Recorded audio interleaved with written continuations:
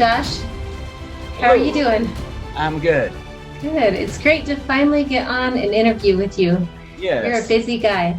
Yeah, absolutely. Very good. Well, tell us a little bit about what you do. I know you work at a middle school, but let everyone know what you do and how maybe your program, your piano program, is unique. Okay, so actually teach it's a middle and high school. So it's a 6th through 12th grade, all girls magnet school in Lubbock, Texas. We are a public school, so we're part of Lubbock ISD, um, but very much focused on um, getting students into college. The college magnet program is a big part of what we do. And Okay, that's so I cool. teach 7 class periods a day, up to 22 students in each class. So I have 22 keyboards. So I potentially have up to 22 students. So I think the most students I've had in a year was about 136. This year I have 123. So Okay, yeah, that's a lot. It's strictly piano, right? and For strictly your piano. Yep. classes? Okay. That's great. That's neat. So you guys have obviously you have a great setup, especially Yes. for competing in these challenges that you have Yes. been winning. So you guys won the studio division of the SASR challenge Right. and now the boot camp challenge. Yes. And I imagine you're going to be in the running, high up in the running for this classical challenge, except for school will be out soon. Right. Yep. Yep. Correct? School is coming to an end, so we may not be as high on that one this month. Yeah, yeah. But are you having them work on it anyway? Keep, It's kind of funny because normally I have my students doing classical music on a regular basis. That's how I was trained, and that's what we do. This is like the first time I've ever not. I'm letting them kind of explore the rest of Piano Marvel in the libraries. So we're doing some more like jazz, ragtime, blues stuff for our recital this month. how So this is like the fun. only time of year that we don't do classical music the entire time. So Oh, it's kind of funny when and I tell that's when we have our we're doing classical a classical challenge. Of challenge. course. That's But funny. So we want to know how you first started using the challenges in your classroom because you obviously, like you said, you have a curriculum and you kind of do certain things different times of the year. We didn't exactly consult with you when we planned our challenges for the yes, year. oh So yeah, how did you get them motivated and go ahead and use that as motivation in your classroom? right. So of course with the SASR challenge, that was it was kind of funny to be honest. I was a little bit surprised about that one because we weren't specifically trying to compete on that one. I have my students do the SASR once a week. And so every class period, 7 class periods a day, 123 students, we do that at least once a week, in for a grade and just to upkeep their sight reading. And so Yeah. Do that they one, like that? Do they um, like this answer? yeah, some really do. It's a kind of a hit and miss. It's beneficial to all of them, definitely. I tell the ones that if you don't like sight reading, well, it's like eating your veggies. It's still you got to do that before you can go on to your dessert. Yeah, that's Um, great. but that's the SASR is definitely a great tool for getting them sight reading. It's piano teachers know it's a notoriously hard thing to do to teach sight reading and to work on sight reading. And so this is a great tool for them doing that. It really is helpful. So but yeah, so that's how I end up with the SASR challenge. I have them do that on a weekly basis, just throughout the year. Okay. So then for the So, boot camp challenge, I had just done an interview with Joel. He'd been out here and he was telling me about the boot camps, and I'd talked with him about working with students that would kind of hit a plateau with their sight reading, so they'd get up to maybe a sight reading level of 500 or 600 and just kind of get stuck there. And so we were talking about ways that we could kind of help push students beyond that plateau. And he mentioned the boot camps as one of those, just kind of delving into reading music that was kind of harder than what you typically would be reading. yeah, immersing yourself. Yeah. Yeah, the immersing, exactly. And so we were at the point where our district is requiring us to do a sight reading pre-test and post-test this year. So they had taken a sight reading test at the beginning of the year in a different platform, and then we were going to have to be doing another one. And so I thought, why not just go ahead and jump in, try this to get them challenged. And it was kind of fun because it's outside of it's music that's outside of our normal curriculum. And so they enjoyed getting to kind of choose what kind of boot camp they did. But I definitely saw some big leaps in some of my students. My most advanced student was getting around a low 800 score on the SASR. And then after we worked on the boot camps and some, just really concentrating on sight reading for about 2 weeks, I think she's gotten a score of 1124, something like that. That's a big jump. Yeah. She was really proud of herself for that one. So I bet she was. She should have been. That's awesome. So that was pretty cool. That was pretty exciting. Yeah, the thing about the bootcamp challenge that I thought was neat was, like you said, so many different types of music, right? Different genres. So they could pick, just any genre to work on. And I think that made it fun. Exactly. Yeah, that's cool. Well, that's neat. Do you plan to continue to use the challenges to help motivate your students? Yeah, at different times of the year, I'll have them do, so like when you do the Christmas challenge, we have a set curriculum that we do during certain points of the year.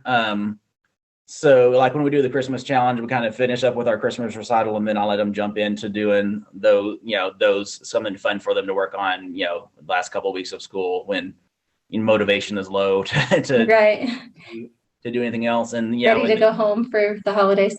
Yes, exactly. Yeah. So when they land at certain times of the year and it works in with our curriculum, it's fun to let them participate in those challenges, and it's definitely motivation for them to be able to see where we're at in the rankings. Yeah, that's great. Well, we love what you've done. You're such a good example of what it's like to use all of the features and components of Piano Marvel to see your students grow. And you've done just a great job of using it, just using every component of it. And so we like to watch what you're doing. We definitely are going to keep you on our radar. Keep watching you guys. Yeah. Okay. Well, we love using the system. It's so very beneficial for my students' growth, and just helping me keep up with that many students. It's a lot. It's almost impossible to keep up with 22 students in a class period without some kind of technology like this. So it really is very beneficial. Yeah, for sure. Would you say probably the thing that makes it the best for teaching classes like that is just allowing everyone to work at their own pace at, whatever level they're at? Yes, absolutely. Before I came across Piano Marvel, I was teaching class piano. I was kind of doing it in a way where I was trying to keep everyone at the same place, working on the same piece at the same time, work on a piece for a week. And what I'd find is that, there were students that you were kind of dragging along. They weren't ready to move on. And then students you were end up holding back. You never want to hold students back. And so once I got a system worked out with Piano Marvel, with them being able to self-pace and still monitor as they self-pace along, you see those students that just skyrocket, because they're not being held back by the teacher. So that makes sense.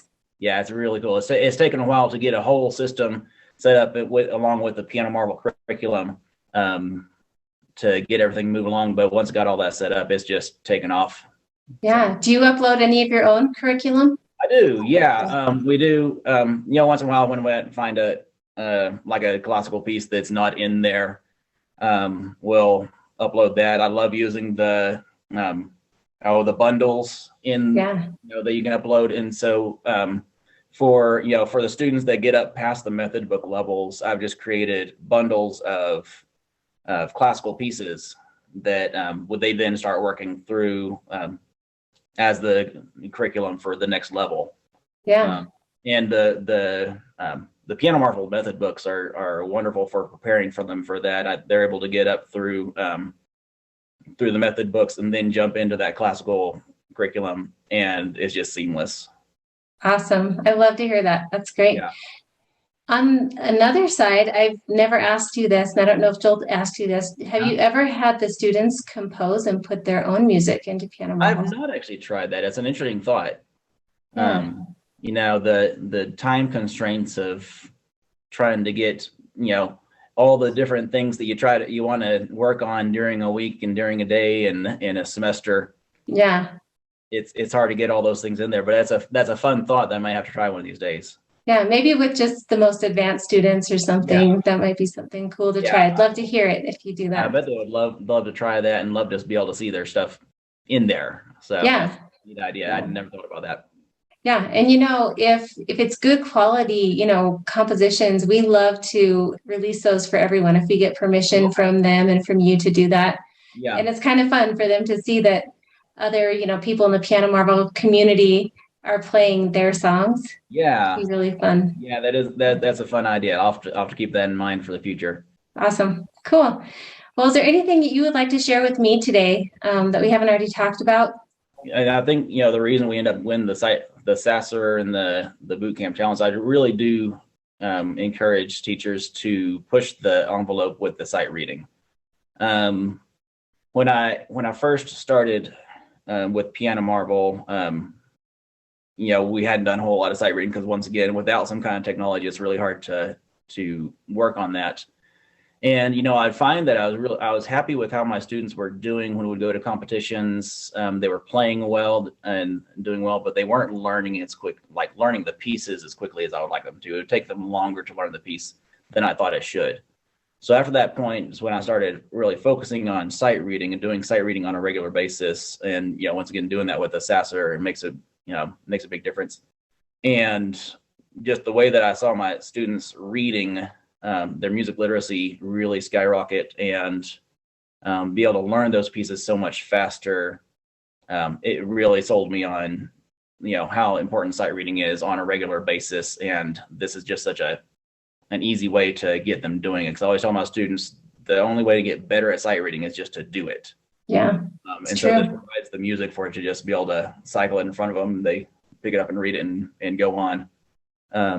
And so, yeah, that's made such a big difference. And then I tell my students that, the faster you can read music, the more music you can play because you get through it faster. And the more music you play, the better you get. And so just being able to read quickly is just so important in the learning process. Not to mention, that's one of the primary things we as pianists are asked to do. We as pianists are much more often asked to sight read some kind of accompaniment or quickly read through some kind of accompaniment much more often than we're asked to perform a solo once we get into the professional world. Yeah, that's so true. That And is so true. getting students to understand that sight reading is an important skill to develop. It's really critical to get them to understand that. For sure. Well, thank you for those words of wisdom and for motivating all of the other studios too, to chase you guys and try to keep up. And There you go. There you go. pretty awesome. Yeah. Thanks for everything. Thanks for meeting with us today and for carving out some time. I know it's hard. You're a busy guy, so we appreciate you. Absolutely. Anytime. Yeah. Thanks. Thank you.